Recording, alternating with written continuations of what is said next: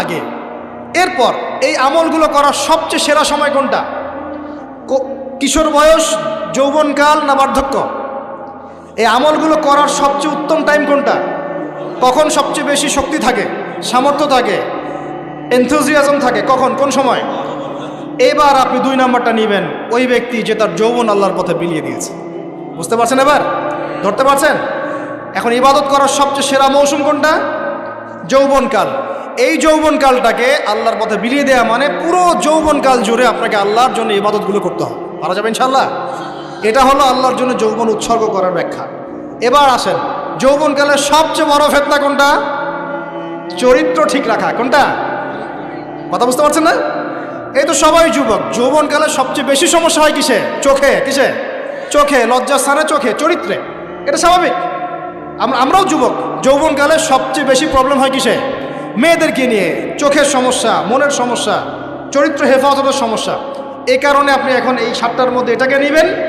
সেই ব্যক্তি আরো সে ছায়া ছায়া পাবে যাকে কোনো মেয়ে ডেকেছে জেনার জন্য, সে বলেছে আমি আল্লাহকে কি করি?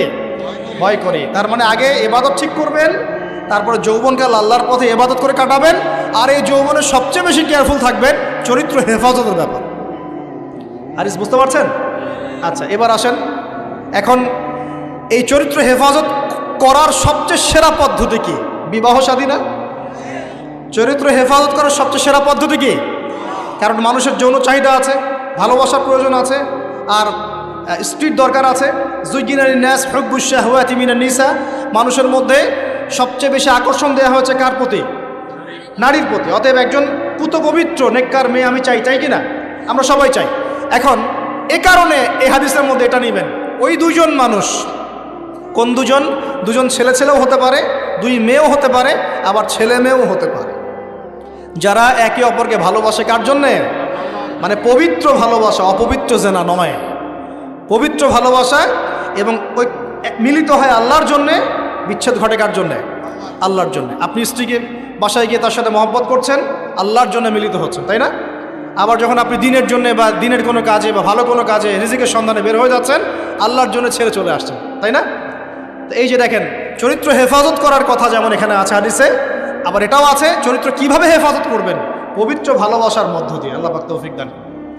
তো পবিত্র ভালোবাসা কোথায় পাবেন? বিবাহ শাদী করুন। এরপর কি লাগে? এরপর লাগে আমাদের অর্থনীতি। কি লাগে? অর্থনীতি লাগে না?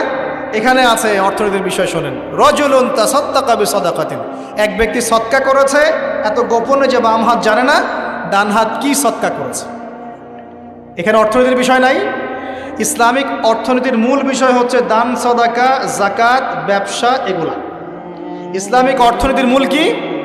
দান, সাদাকা, বিজনেস, ব্যবসা এবং যাকাত। আরও কিছু বিষয় আছে কিন্তু এগুলো মৌলিক। এর বিপরীতে বর্তমান বিশ্বজুড়ে চলমান হারাম অর্থনীতির মূল ভিত্তি হচ্ছে সুদ বা রিবা। সুদ বা রিবা। কোনটা হালাল, কোনটা হারাম? সুদ হালাল নাকি ইসলামিক বিষয়গুলো হালাল? তো এখানে এই হাদিসের মধ্যে আপনি অর্থনীতি পেয়েছেন না? তার মানে পরিবার গঠন করার পরে আপনাকে হালাল অর্থনীতির মধ্যে থাকতে হবে। এবং দান সদকা হচ্ছে ইসলামিক অর্থনীতির একটা বেস। এই অংশটুকু আমি শেষে আরেকবার অল্প করে ব্যাখ্যা করবো, আগে শেষ করে দিই। এটা হলো 5। 6 নাম্বার, তাহলে দুনিয়াতে চলার জন্য অর্থনীতির সাথে আর কি সম্পৃক্ত? রাজনীতি। কি সম্পৃক্ত? রাজনীতি। এই কারণে এখানে বলা হচ্ছে ইমামুন আদেল, ন্যায়পরায়ণ শাসক। যদি ন্যায়পরায়ণ শাসক চলে আসে তাহলে একটা পুরো দেশ সমাজ এক আল্লাহর বিধান অনুযায়ী চলবে না? সবাই ভালো থাকবে না? সবার জীবনযাত্রার মান নিশ্চিত হবে না? জুলুমের ভিত্তিগুলো উপরে যাবে না? এবং সবাই দুনিয়াতেও সফল, পরকালে সফল হবে কিনা? এই কারণে বলা হচ্ছে ন্যায়পরায়ণ শাসক, আরও সে ছায়া ছায়া পাবে। আর এই সবগুলো কাজ করার পরে মানুষ এমন একটা লেভেলে যাবে যে আল্লাহর মারেফত সরাসরি পেয়ে যাবে ইনশাআল্লাহ। তখন গোপনে গিয়ে যখন আল্লাহকে ডাকবে, আল্লাহর কাছে তওবা ইস্তেগফার করবে, দোয়া করবে, চোখ দিয়ে টপ টপ করে পানি পড়া শুরু। আল্লাহর সাথে ওই সম্পর্ক তৈরি করা গেলে সর্বশেষ সর্বোচ্চ অবস্থা হচ্ছে আল্লাহর মারেফত পাওয়া, আল্লাহকে পেয়ে যাওয়া। আল্লাহকে ডাকলেই চোখ দিয়ে পানি বের হবে। এখন ডাকলে পানি বের হচ্ছে না, কিন্তু এই ধাপগুলো অতিক্রম করে ডাকেন, দেখবেন ইনশাআল্লাহ চোখ দিয়ে পানি ঝরছে। অতএব এই হাদিসের মধ্যে যে 7টা বিষয় আছে, এগুলোকে একটু আকাশের তারার মতো করে মেলাতে হবে, তারপরে আপনি একটা ধারাবাহিক হেদায়েত পাবেন ইনশাআল্লাহ তাআলা।